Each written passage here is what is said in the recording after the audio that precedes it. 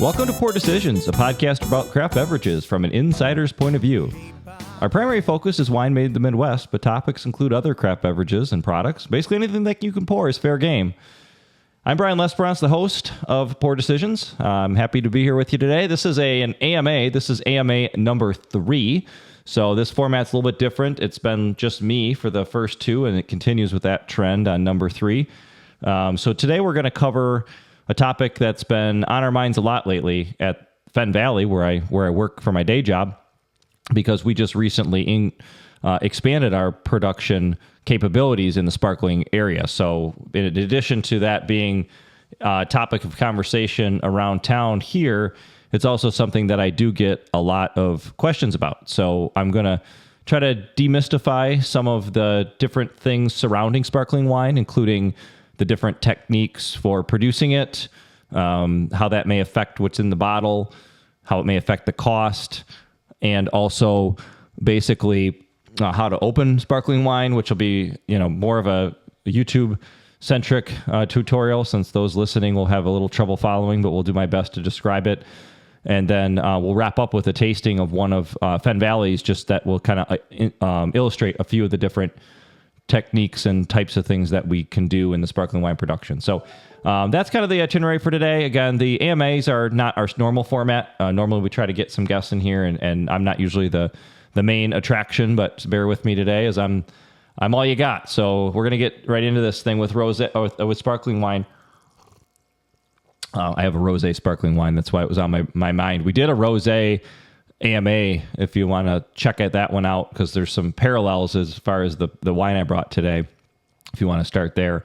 Anyway, let's get right into this. So basically, there's a few different techniques for making sparkling wine, and there's some overlap, although unlike when I did the rosé AMA, there's probably less kind of nuance between the different types of methods for making sparkling wine. And let's just define sparkling wine for today as wine that has a lot of carbon dioxide in it. I'm not going to get into the details of the specific atmospheres of pressure, but much higher than cider.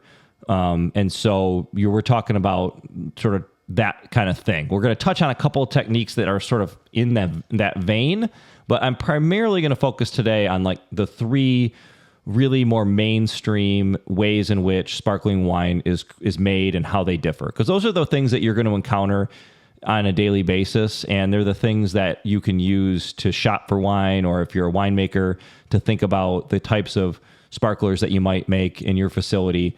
So I'm going to focus there. I may touch on other stuff. We'll see where we get.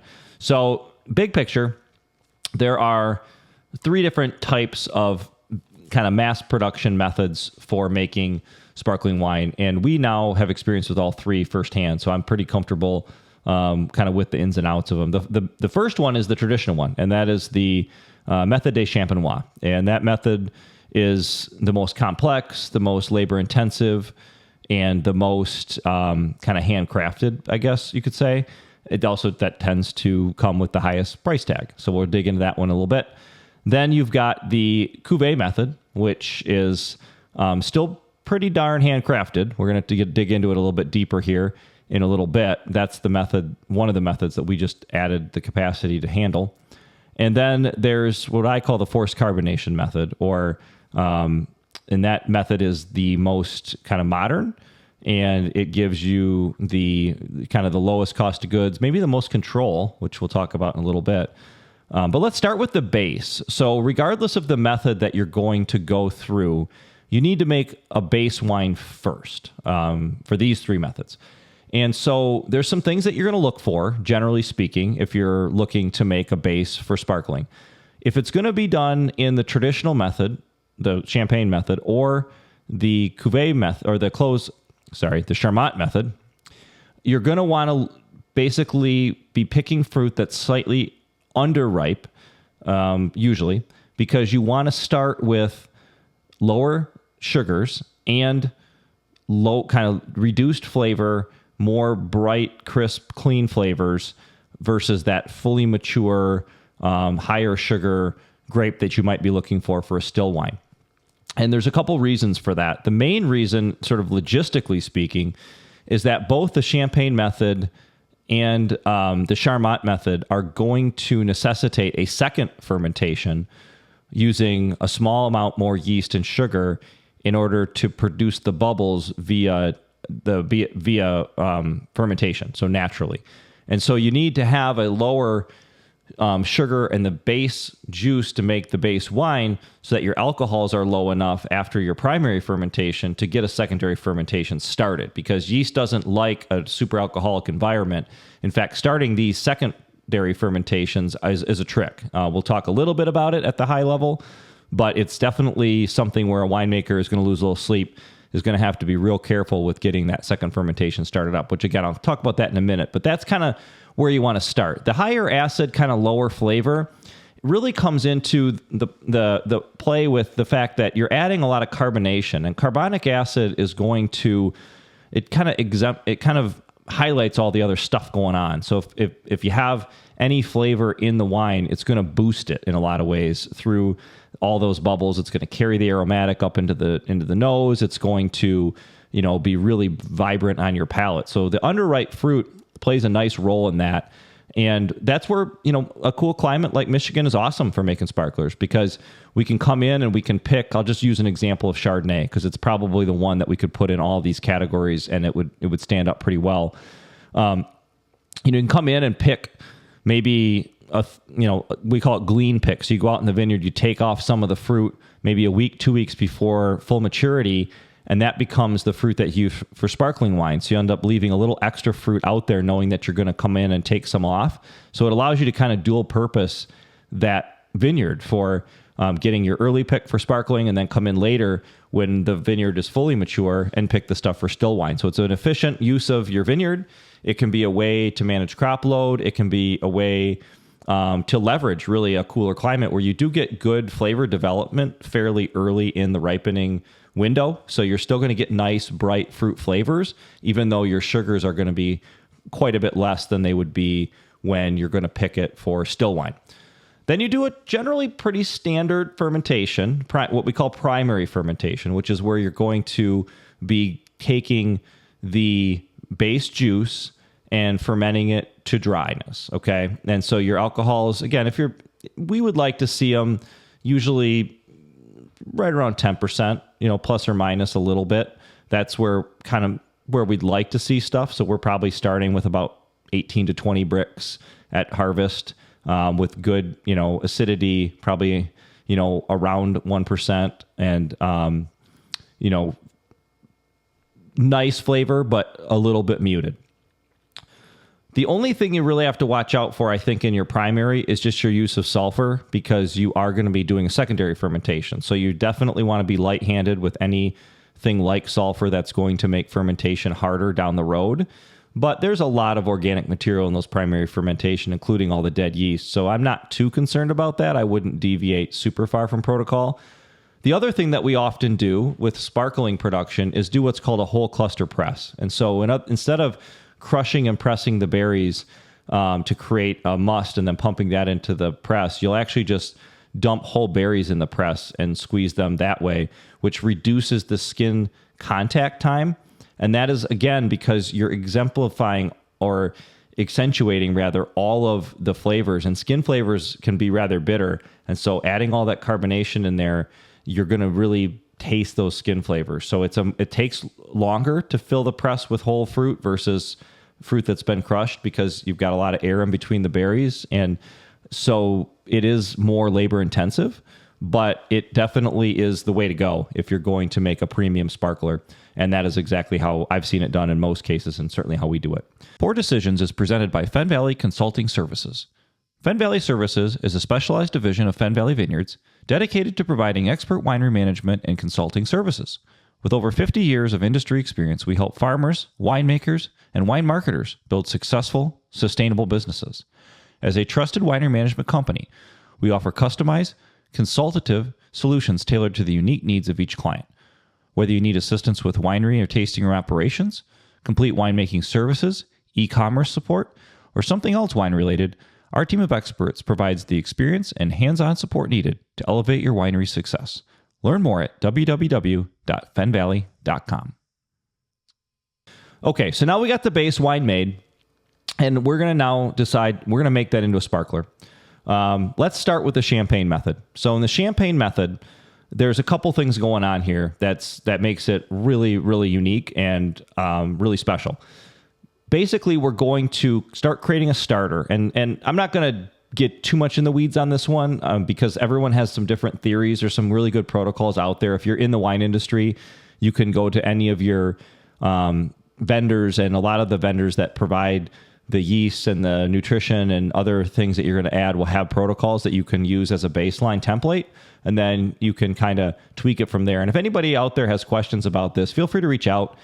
Just go to craftpourdecisions.com, and there's a contact us section, and you can throw in your questions, and we'd be happy to connect you up with some resources because we want to see everybody be successful with this. And it is a bit of a trick because you're basically trying to slowly acclimate the yeast to a pretty toxic environment. Even though we're trying to run those alcohols a little lower, it's still not the easiest on the yeast to start up a fermentation when you already have that much alcohol present.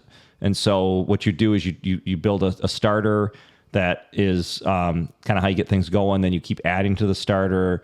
And again, there's various protocols out there. But at the end of the day, you then have a base of fermenting wine that you add a certain amount of sugar to. And this is all calculated because you want to add enough to create the right amount of bubble, but not too much where the fermentation is going to stall out, and not too little where you don't create enough carbon dioxide. So this is something you're really watching carefully. A lot of hard work and time goes into getting this right. Now you think you've got a good fermenting batch going here. So you've got your secondary fermentation underway. And now you have a very small window to take that fermenting product and get it into a bottle. Because if you wait too long, that's carbon dioxide escaping into the open, into the tank that the fermentation's happening in to get it started. So this has to be carefully coordinated between, the packaging team and the winemaking team, or if they're one and the same, they got to be ready. Your glass has got to be ready. Your line's got to be tested and ready to go. So you're going to be fill into a special bottle, champagne bottle, and you're going to put a crown cap on after you fill it. Okay, because now we're going to have to we'll get there in a second, but you put a crown cap on, and then traditionally you're going to then lay those bottles on their side. So we use these wire rat cages that are really great for storing about 500 bottles at a piece on their side. So, and the reason for that is after fermentations. Now your second fermentation just sort of goes along in the bottle. The biggest thing to watch out for there is temperature. You don't want it to be too hot. You don't necessarily want it to be too cold. Nice cellar temperature is good, 55, 65, just like you'd want for a primary fermentation, so that you get a nice even fermentation across the board. And you're going to monitor this every now and again to just see how it's going, make sure it's started in each bottle, basically. Not you can check each bottle, but you can be reasonably sure if you had a good homogeneous bottling that every bottle's about the same. And eventually, your checking is going to lead you to figure out that it's dry again. In other words, all the sugar, all the secondary sugar, or sometimes called priming sugar, has been fermented. And when you're trying the product, it should be bubbly. Now, the bubbles at that point are going to be kind of harsh. They're going to be kind of big and noticeable. And that's okay. That's what you'd expect right now. Then you're going to then you're just going to let it go. So it's going to sit in those cages on its side. For how long? It depends. It's up to the winemaker, really. The longer it lasts this is called entourage, when we're just letting it rest on its side. What's happening is the yeast is spreading out along the bottom, and not unlike a surly aged wine in barrel, which is an AMA for another day, that yeast starts to break down in the presence of the alcohol in the wine. And some of that yeast, cell structure, which is made up of amino acids, will ultimately end up in the wine that creates some structure. It gives it that slightly more mouth enveloping sensation, which is what a lot of your champagnes, one of the characteristics that differentiates them from some of these other methods that we're going to talk about. It's also, the longer you go, you're going to get more of that. You're going to get more of the pastry notes, the yeasty kind of bread dough characteristics of some of those really classic champagne style wines, or champagnes if they actually are made in the Champagne region of France. And so rule of thumb, probably at least 36 months in tirage to really start to see that happen. If you want a more fruit-driven wine, but you still want to use the champagne method, then you're going to do a shorter tirage. You're going to do a tirage that might only be a year, in which case you're going to get less of the yeast character and more of the fruit character. And that is certainly a winemaker's choice. We do both. We our kind of classic champagne blend, and a classic champagne blend is going to be Chardonnay as the base with Pinot Noir and Pinot Meunier blended into the base. Pinot Meunier adds a lot of structural elements. It's a wonderful grape to add to your champagne program as a result. It also makes a really nice rosé on the years that you're not using it for sparkling. If you do a Blanc de Blanc, it's usually traditionally just Chardonnay. And if you're doing Blanc de Noir, it's either just Pinot Noir, just Pinot Meunier, or usually a combination of the two. And they're all great for different reasons. So now you've done your tirage and you decide, okay, it's time to get this ready for the customer. So you have a big problem, which is that you have yeast in the bottle that you probably want out because people expect this brilliantly clear, bubbly, sparkling wine.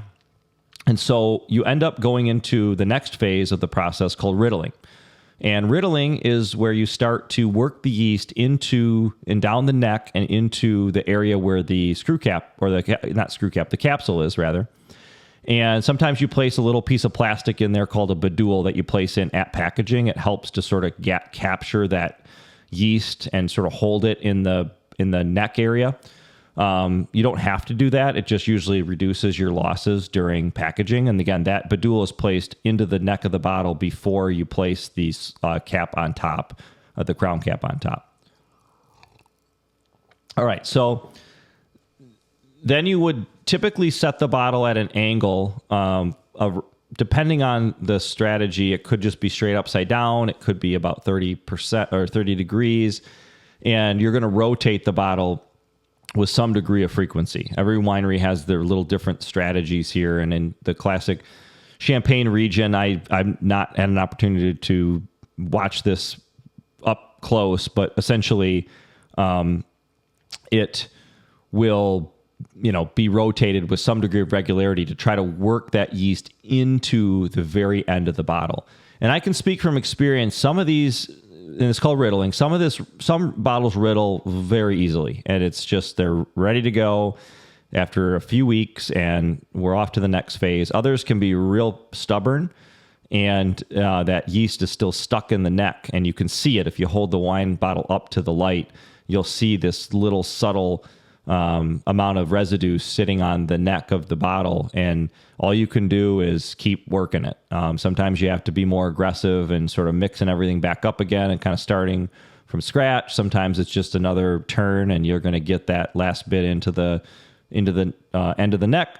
But ultimately, that's where we're going with this, is we're trying to get all that yeast into the end. Then we're going to get to the next phase, which is called disgorgement.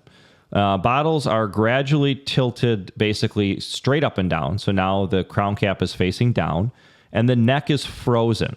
Okay, so there's various tools for that job, but you want to freeze that yeast so that when you open the crown cap, you remove the crown cap, the pressure of the CO2 will push what looks like a plug of encapsulated yeast. It's encapsulated in the frozen wine around it.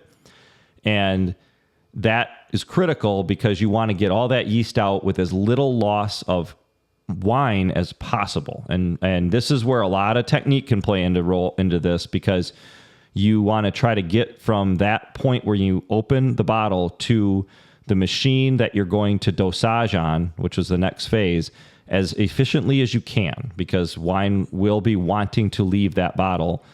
Again, it's pretty cold, so if you do it right, your losses are pretty manageable. At that point, you have an opportunity to tweak the chemistry in the bottle. So if you want to make this wine a little bit sweet, you can add what's called a dosage, which is the wine you're going to use to refill the bottle, can be made really sweet. So you can add a little sugar at that point. Sometimes we'll do a little acid tweak. Sometimes people add a little sulfur dioxide at that point. There's a lot of different techniques. If you go all natural, that means you're just going to use more of the dry sparkling wine to refill the bottle.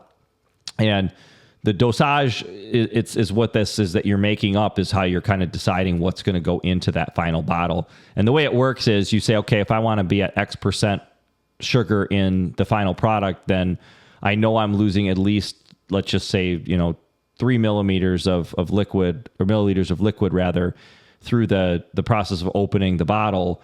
So my dosage might be 2 mil, and then the balance will get made up with the other wine, so that you're always adding exactly the same amount of sweet liquid to the wine. Otherwise, they'd be wildly different sweetness levels based on how much wine had expelled from the bottle during the process of popping off that crown cap and getting it back onto the dosage machine.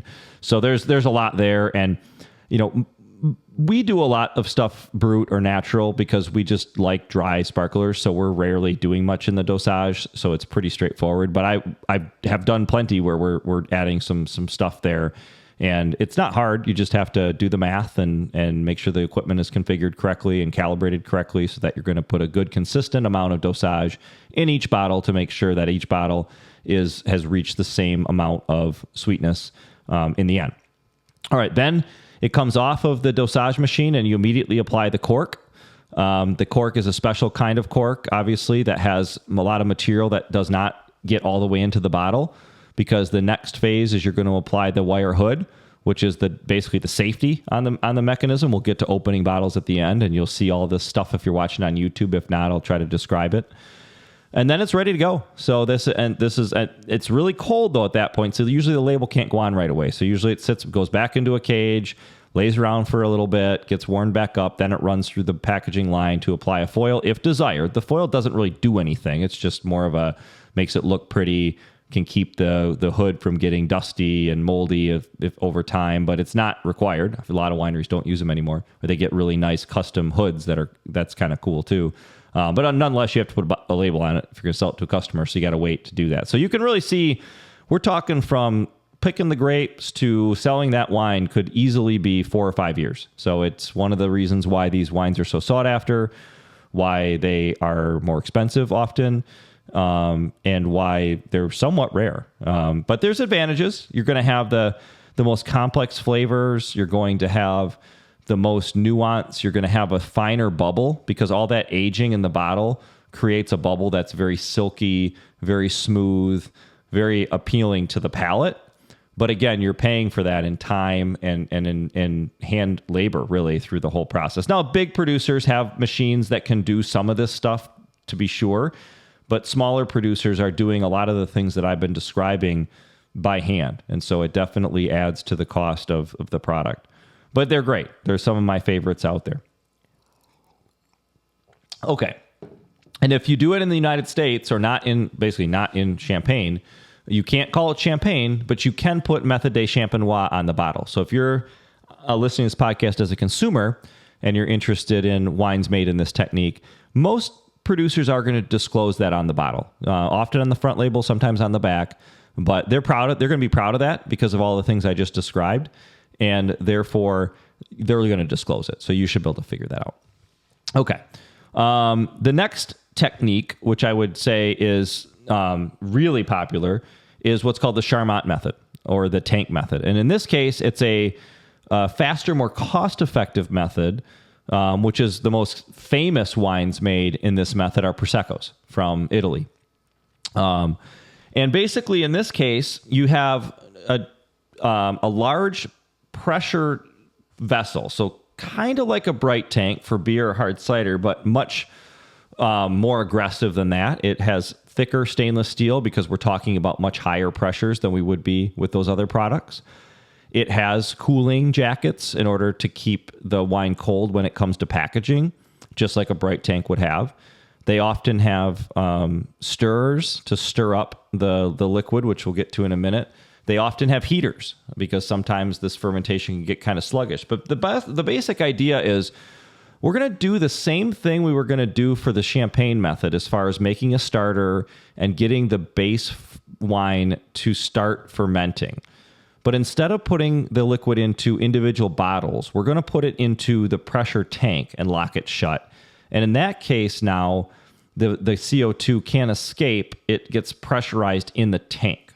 So it's quite a bit more efficient because you've now got one big fermentation instead of hundreds or thousands of little ones.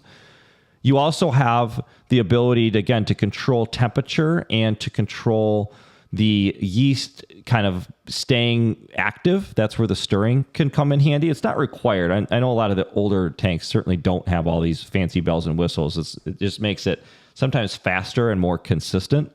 But nonetheless, it's a really cool method for getting this naturally created bubble. So the bubble's still coming from the fermentation, but now we have a different set of problems and opportunities. So now we know it's done, so we can test it. There's a special sampling valve that can handle all that pressure that's built up in the tank, and we can tell that the wine is dry. Now we have to still get the yeast out. So there's a couple different techniques, but the basic protocol is to chill the wine down, okay, because the fermentation's done. The dead yeast is going to want to start settling to the bottom of the tank. And so much like a primary fermentation, you're basically going to try to rack off of that dead yeast. But here's the problem. The tank's under pressure. And if we open the tank, we're going to lose all the pressure, which would defeat the whole purpose of doing a second fermentation in the first place.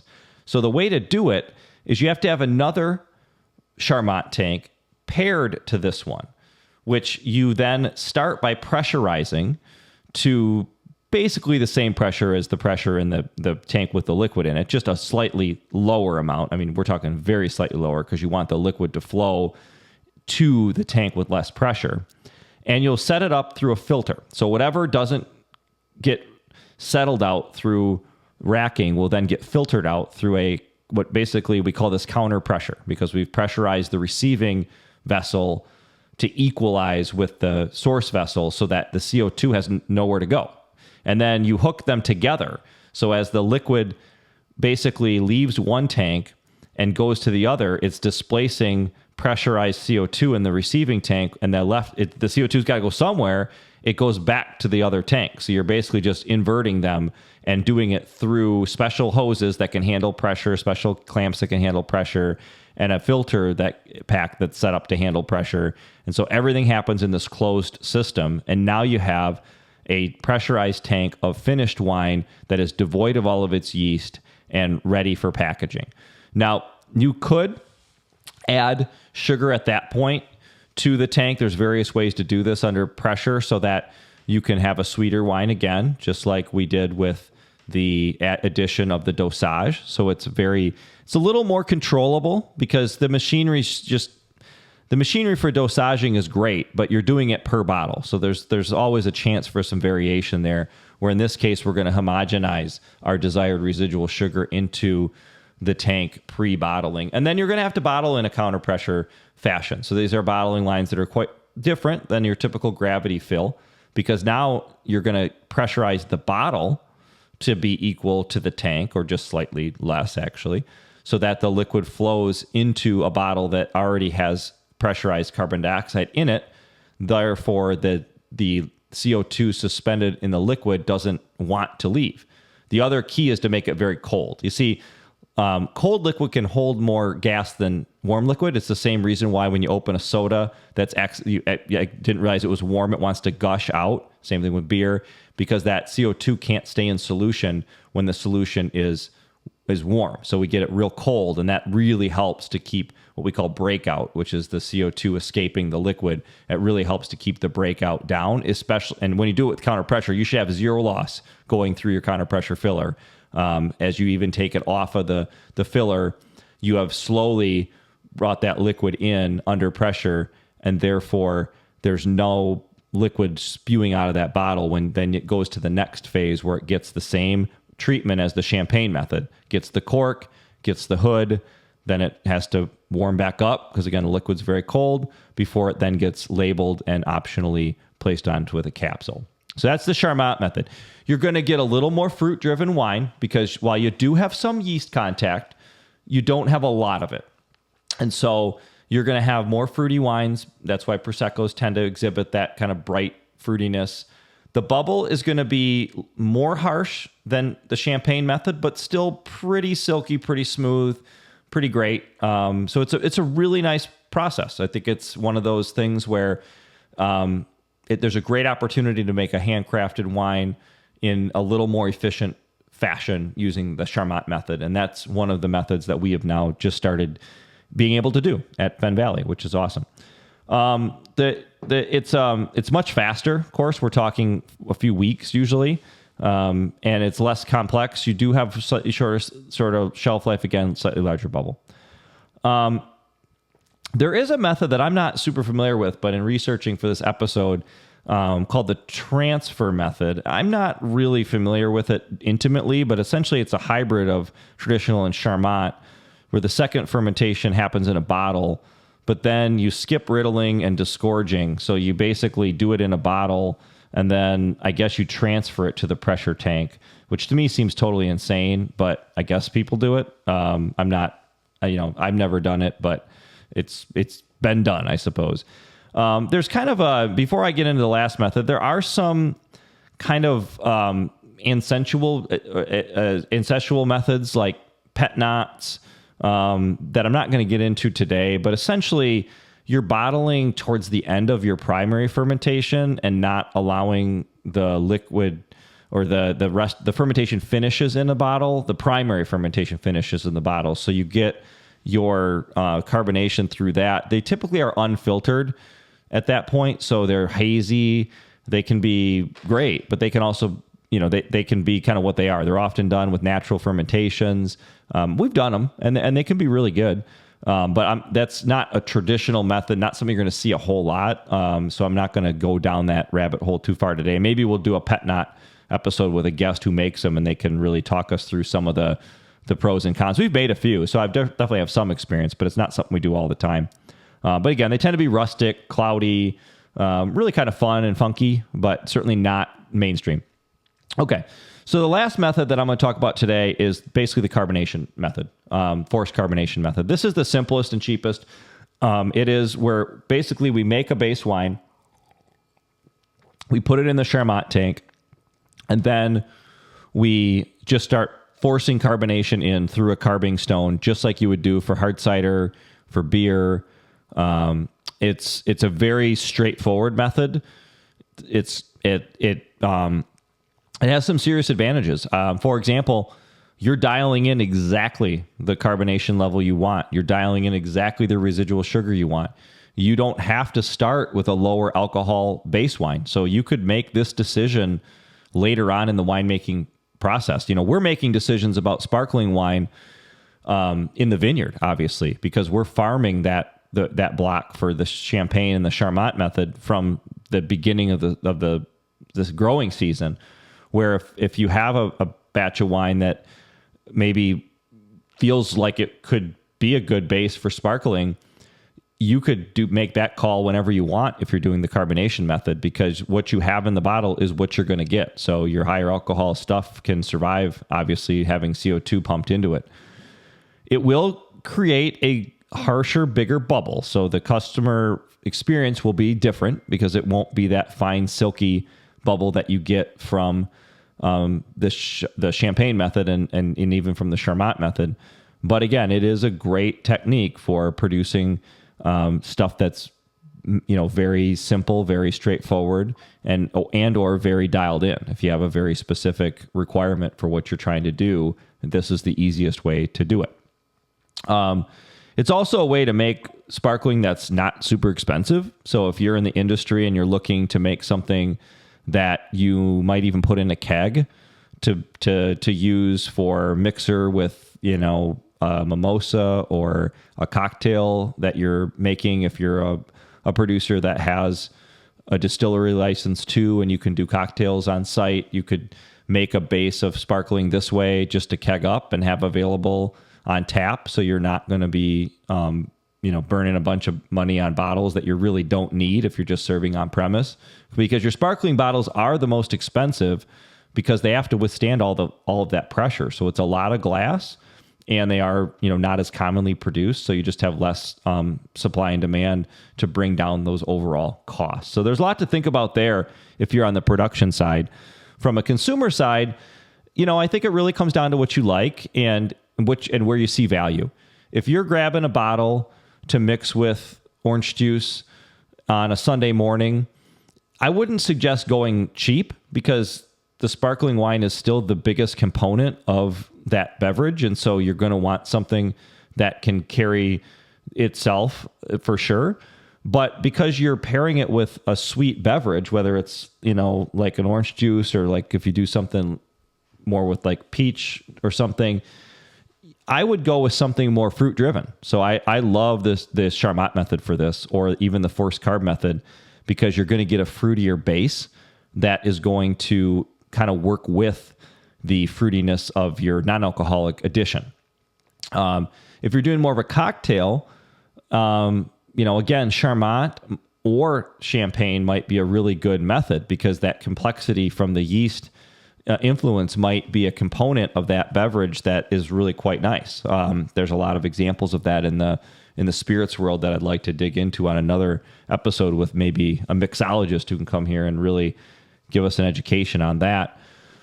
I would go dry in those situations, because you can dial up the sweetness with the additional fruit juice that you're adding. So you're going to start with a dry base, and then you're really dialing it in, versus starting with something with residual, where you're going to have two variables you're playing with. When I say that, though, anything in the semi-dry category I would count as dry for the purposes of blending for something like that, because you're not talking about a whole lot of sugar there compared to what you're putting in with whatever you're mixing it up with. The champagne method, again, is great if you're looking for something that's super complex, that is handcrafted, that will give you that experience that is really special. And they're not all super expensive, because there's a lot of us that are doing it enough where we've been able to bring the cost down a little bit. And we like to see it in the hands of consumers. And we know in order to do that, we've got to make it at a price point that isn't just for, special occasions. And that's a big trend I'm seeing in the industry throughout my travels and just in working, is sparkling is on a tear. It is one of our most noticeably growing segments of wine. I think there's a lot of reasons for that. They tend to be, honestly, wonderful food wine. They're probably unsung heroes in the kitchen, because that crisp acidity and bubble can really help to keep the palate cleansed through a meal. They have a lot of versatility in how they can be paired with food. So don't hesitate to try to think of ways to use them in the kitchen. If you're a consumer listening to this, or someone running a restaurant, there's a great opportunity there. Also, again, for you Midwest producers of wine, we are sitting in a perfect climate to make the base fruit that makes sparkling wine. Champagne region of France is cooler than some of the other regions like Burgundy and Bordeaux.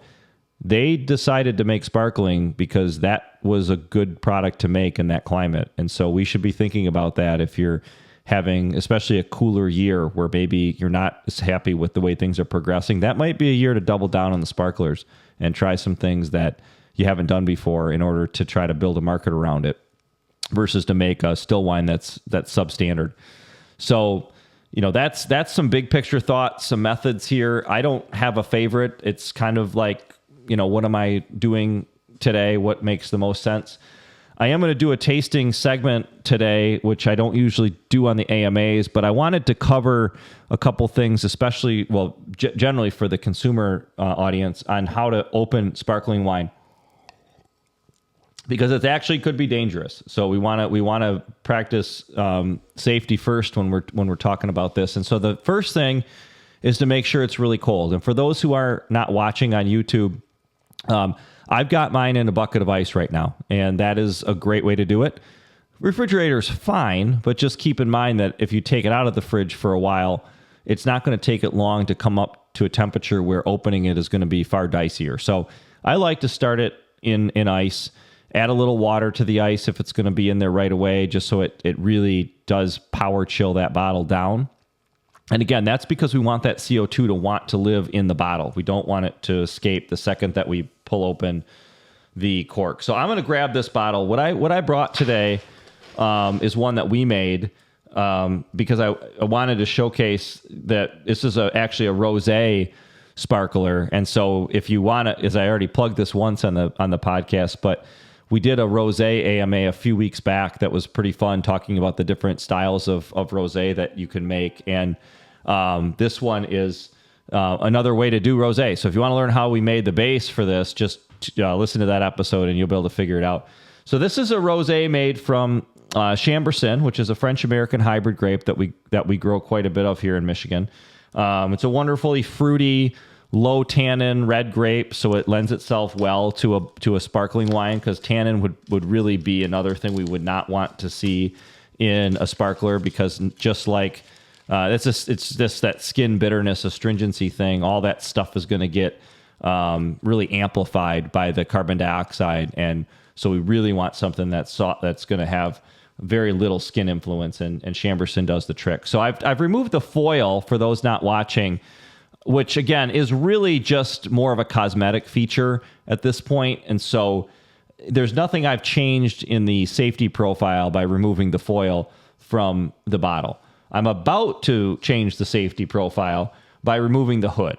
So the wire hood is placed around the neck, and it grabs this special part of the neck that's designed to basically keep that hood on top of the cork itself. And so once I start untwisting this hood, now I need to be worried about this wine, because now if I had either a wine flaw in this where it was maybe overcarbonated, or if the cork was maybe just slightly out of spec and wasn't in as tight as it should be, or it's a really old bottle so that cork has started to naturally compress. It's like a weapon, like a gun that's loaded.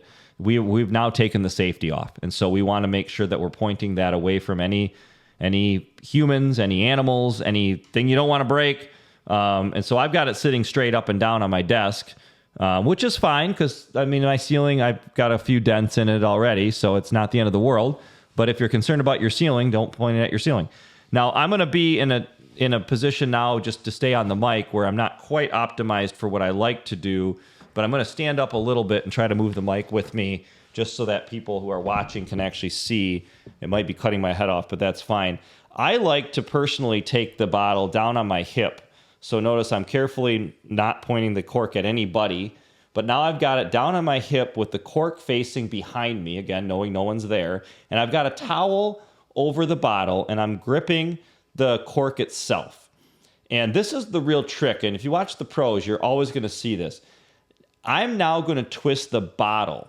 I'm not going to twist the cork much, because I've got a lot more leverage on the bottle than I do on the cork. So it's just going to make for a more consistent removal. And I'm just slowly working that around. I can feel the cork pushing, and it's just about to release. This one comes out pretty easy. Sometimes if they've been freshly bottled, those corks are still pretty big, and so you might have to work it a little bit. And for those not watching, I did not spill this all over my MacBook or my audio board. So you can tell I was pretty confident, because I was literally doing it over all of my equipment. And I know this wine pretty well.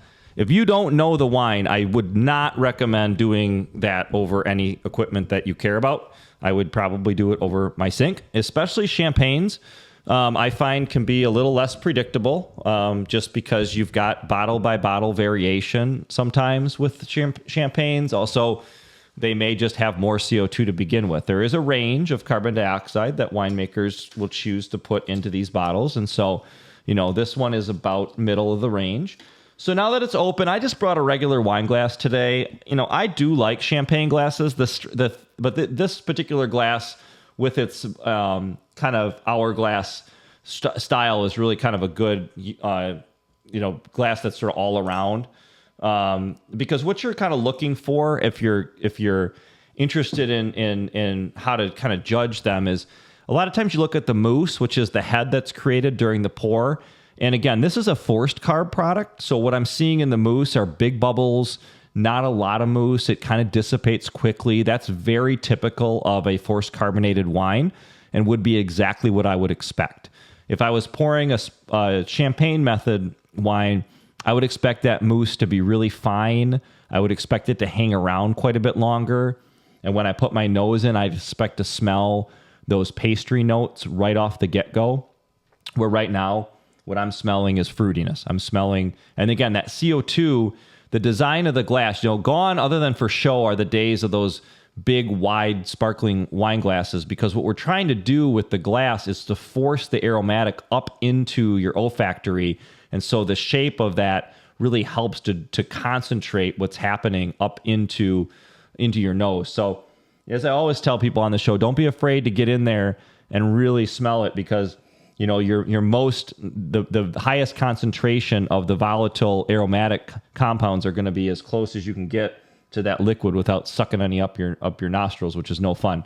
In terms of looking at the bubble, this is where this glass isn't the best, because you just don't have as much volume to see, because we've spread it out more, so you don't have as long of a travel for the bubble. But it's nice to watch the bubbles kind of build off of the glass and kind of work their way up, and you want to see a nice, even, constant release of bubbles through the wine from bottom to top. Again, a champagne is going to have smaller bubbles. They're going to be coming very consistently, and they're going to last for quite a while. The forced carbonation method is generally going to lead to a shorter period where the bubbles are super pronounced, but they should be there throughout the experience. That's the whole point. We've got a lot of CO2 in there, so that if it takes you 15 minutes to work through the glass, that last sip should still have a noticeable amount of carbonation to it. Otherwise, it was either undercarbonated or, through the pouring process, you sort of over jostled it and worked too much of that carbon dioxide out too early in the process, or, you shook the bottle and shot half of it across the yard or something like that. So I'm going to, again, I'm going to smell this one. Again, all I'm getting with this is, cherries and raspberries, which is what we'd like to see on this. This is our very fruit-driven style. We do all the methods, and this one is really geared for that really kind of fruity, simple, very still dry, but very simple, straightforward, dry sparkler that is also very, very food friendly. I just took a sip, and what you should notice, again, how that bubble hits your tongue. This one's assertive, that it's there. It's that classic forced carb where it's a big bubble, not in a bad way. It's just, that's the design. That's the style. If this was a sparkler, it might linger a little bit longer. The finish on this is pure fruit, which is the design of the forced carb. Again, if you do a champagne, you're going to get some probably lingering yeast influence. Some of the pastry notes will come in. I usually get the fruit kind of in the middle of a champagne, and then that front and back tend to be where the yeast comes to the party. And so, again, different products give you a whole different experience. And Charmat, again, is often somewhere in between. So yeah, that's basically, the nuts and bolts of sparkling wine from our point of view. It's a fun product. Like I said, don't be afraid of them. Get out there and find some great ones. Don't always look for the most expensive ones. I think there's a lot of value in the Charmat method these days, because it is sort of walking that balance, tightrope between the very classic champagne method and then the more modern forced carb method. So again, there's good value in all these methods. They're just different. But don't be afraid to get out there and try some. And if there's any that you really like, please shoot them to us. We'd love to try them out ourselves and see if there's anything that we can learn as an industry from some of them that are really, really doing it well. So with that, again, any questions? We love to get ideas for AMAs. So just go to our website and submit your thoughts on things you want to learn more about, and we'll go deep into them and try to demystify the process, either as for the industry as well as for consumers. We are available on all the platforms, so just look for Poor Decisions on Apple Podcasts, Spotify, Amazon Music, everywhere that you can find your podcast. We should be there. And if you want to just check out all the places where you can find us, or get transcripts for the episodes, or again, submit questions, just go to craftpourdecisions.com. And with that, I would just encourage you to get out there, find yourself some sparkling wine, and until next time, cheers.